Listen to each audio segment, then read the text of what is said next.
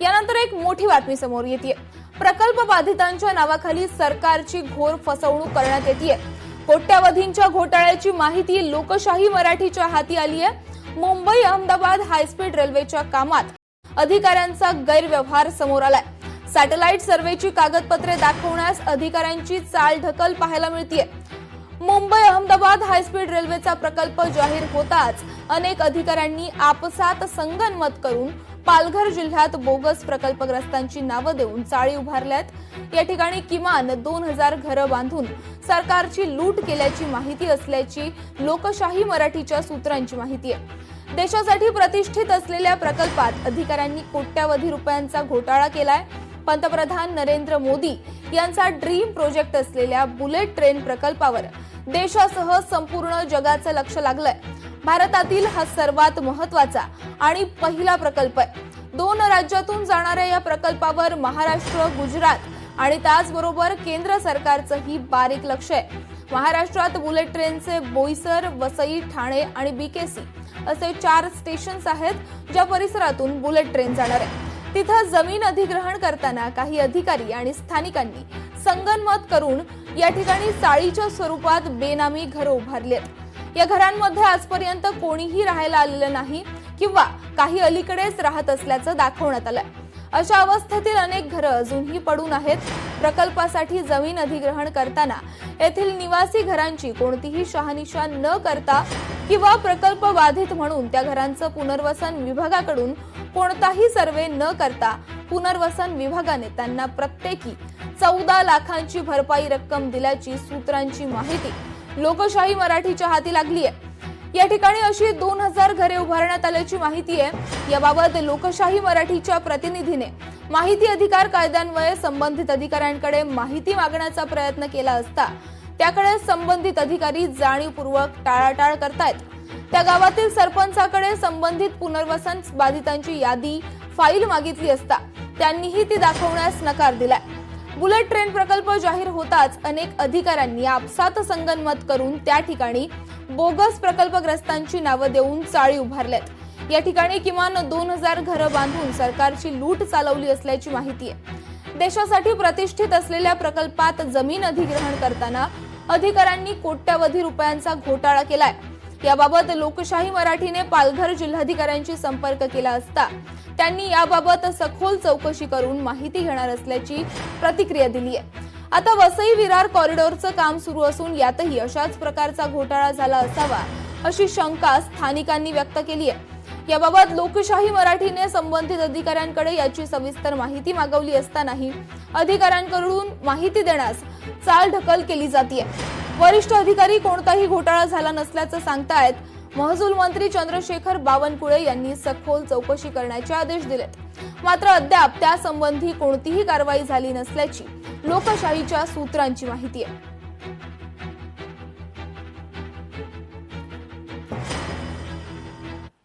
आपल्याकडनं जी माहिती भेटली आहे त्यामध्ये बुलेट ट्रेन मधले घरांना मोबदल्याच्या बाबतीमधली एक तक्रार आपल्या हेड ऑफिसला आलेली आहे। सध्या स्थितीत जे मी आमचे लँड एक्विजिशन ऑफिसर आणि बुलेट ट्रेनचे अधिकारी यांच्याकडनं माहिती घेतली त्यातनं असं दिसतोय की 131 घरांना त्यांनी मोबदला दिला आणि डिमॉलिश केलेले आहे। या सर्व प्रकरणाची योग्य ती चौकशी करून आपण जे सर्व डिटेल्स आहे आणि जर काही चुकलं असेल तर कारवाई करण्याचेही आदेश दिलेले आहेत आणि निश्चित यामध्ये आम्ही सखोल चौकशी करून हा विषय मार्गी लावू। मी परवाच लोकशाही न्यूज चॅनल ही बातमी चालल्यानंतर तातडीनं जिल्हाधिकाऱ्यांकडून अहवाल मागितला। खोटे मूल्यांकन करून त्या ठिकाणी खोटे घरं उभे करून खोटे गोठे उभे करून त्या ठिकाणी जास्तीत जास्त पैसे लाटण्याचा जो प्रयत्न केला असा जो आरोप होता त्याबद्दल जिल्हाधिकाऱ्यांनी चौकशी सुरू केली आहे। विभागीय आयुक्तांनी चौकशी सुरू केली आहे। त्याचा रिपोर्ट या आठवड्यात येईल। मी या ठिकाणी तो रिपोर्ट आपल्याला सांगेल।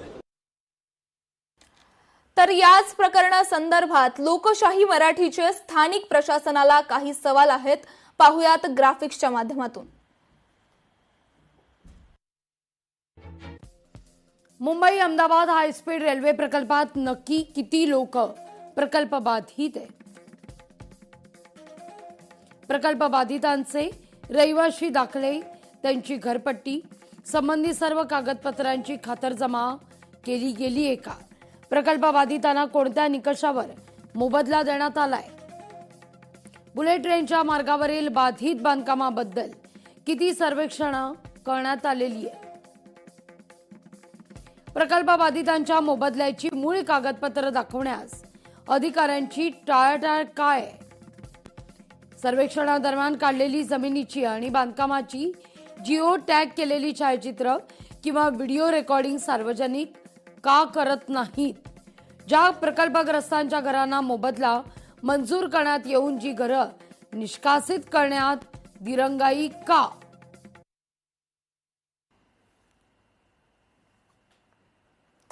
तर याच प्रकरणासंदर्भात स्थानिक रहिवाशांची काय प्रतिक्रिया आहे ते पाहूयात.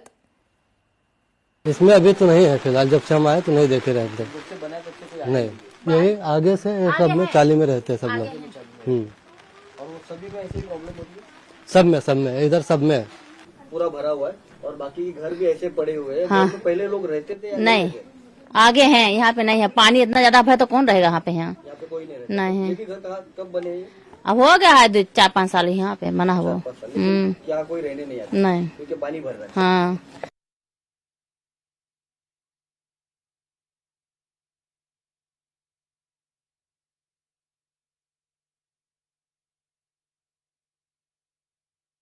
तर याच संदर्भात राजकीय प्रतिक्रिया सुद्धा आलेल्या आहेत. काय आहेत ते पाहूयात. आपण जे प्रकरण निदर्शनास आणून देत आहे ती खरंच खूपच गंभीर बाब आहे. अशा पद्धतीने प्रकल्पग्रस्त म्हणजे जे खरे प्रकल्पग्रस्त असतात त्यांच्या याद्या वर्षानुवर्ष प्रलंबित आणि ते अजूनही मदतीच्या आणि नुकसान भरपाईच्या प्रतीक्षेत आहेत. आणि अशा वेळी जर हे एक प्रकरण उद्भवत असेल, खरं तर मला असं वाटतं की याच्यात हे सुद्धा चेक केलं गेलं पाहिजे की हे सगळे अधिकारी हे नेमके कुठल्या केडरचे अधिकारी आहेत. हे IAS केडरचे अधिकारी असतील, त्यामुळे हे गुजरातमध्ये काम करणारे आहेत, महाराष्ट्रात काम करणारे आहेत, किंवा या अधिकाऱ्यांचा नेमका वरदहस्त कुणाचा वरदहस्त या लोकांवर आहे. कारण आपण जी माहिती देत आहे त्यानुसार जर महसूल मंत्री बावनकुळे यांनी चौकशीचे आदेश देऊनही जर हे प्रकरण पुढे जात नसेल तर चौकशीचं नुसतंच नाटक केलं जात आहे का, की खरोखरच या सगळ्यांमध्ये सरकारचा हात नाही आणि अधिकाऱ्यांची मनमानी होते? नेमकं काय ते प्रकरण बाहेर आलं पाहिजे. बोगस औषधांचं प्रकरण असेल, बोगस बियाणांचं प्रकरण असेल, कितीतरी अशी कंपन्या आहेत की ज्या बोगस पद्धतीने नुसत्याच रेकॉर्डवर दिसत आहेत, मात्र प्रत्यक्षात त्यांचं काम नाही आणि त्यांचा संबंध पुन्हा फिरून फिरून गुजरातशी येतो. त्यामुळे हे फारच सहज स्वाभाविक आहे, पण याचे राजकीय वरदहस्त आणि लागेबांधे निश्चितपणे शोधले गेले पाहिजे. सरकारची लूट सुरू आहे की सरकारमध्ये असलेल्या सगळ्यांनी संगनमत करून सामान्य माणसाच्या टॅक्समधला पैशाची लूट लावली आहे, हे पहिले आपल्याला समजून घ्यावं लागेल. जेव्हा पूर्ण सरकारमधले मंत्रीच भ्रष्टाचारी आहे, म्हणजे बिलकुल आता राम मंदिरमध्ये चोरी करण्यापासून तर आपल्या इथे कुंभमेळ्यामध्ये कशा पद्धतीनं गिरीश महाजन यांच्या जवळचे लोक मोठे मोठे 600 करोडचे टेंडर लाटून राहिलेले आहे, इतक्या अनेक गोष्टी पुढे आल्या. तिथेच रस्त्यामध्ये पडून 5 लोकांचा नाशिकमध्ये मृत्यू झाला.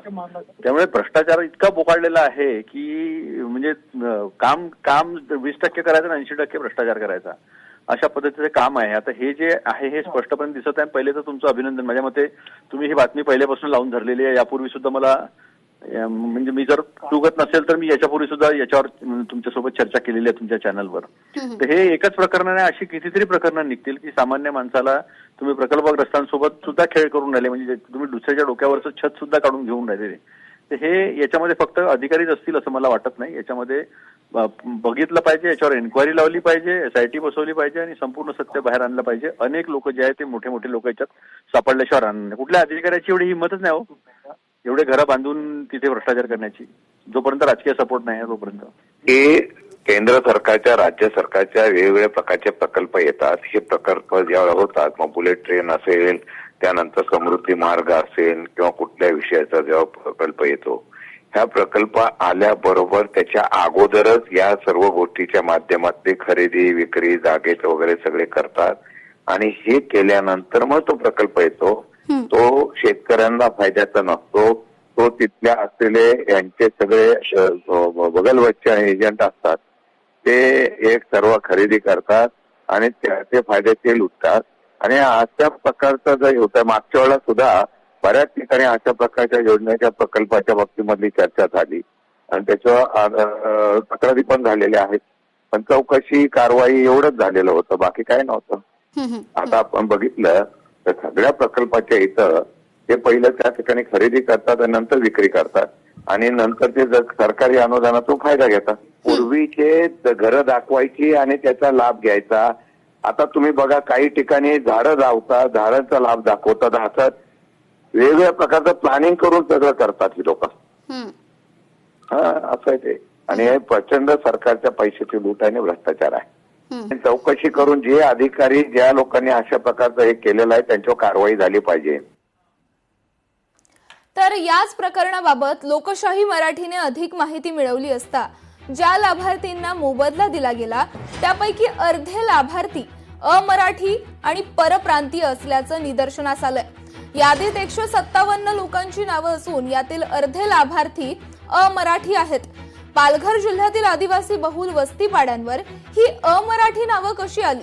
स्वतःला स्थानिक म्हणवणारी ही मंडळी नेमकी कधीपासून इथं वास्तव्यास आहेत असे अनेक प्रश्न आता उपस्थित होत असून याची ठोस उत्तरं तेथील सक्षम अधिकाऱ्यांकडे उपलब्ध नसल्यानं प्रकल्प बाधितांना मोबदला देताना गैरव्यवहार झाला असावा याला पुष्टी मिळतेय.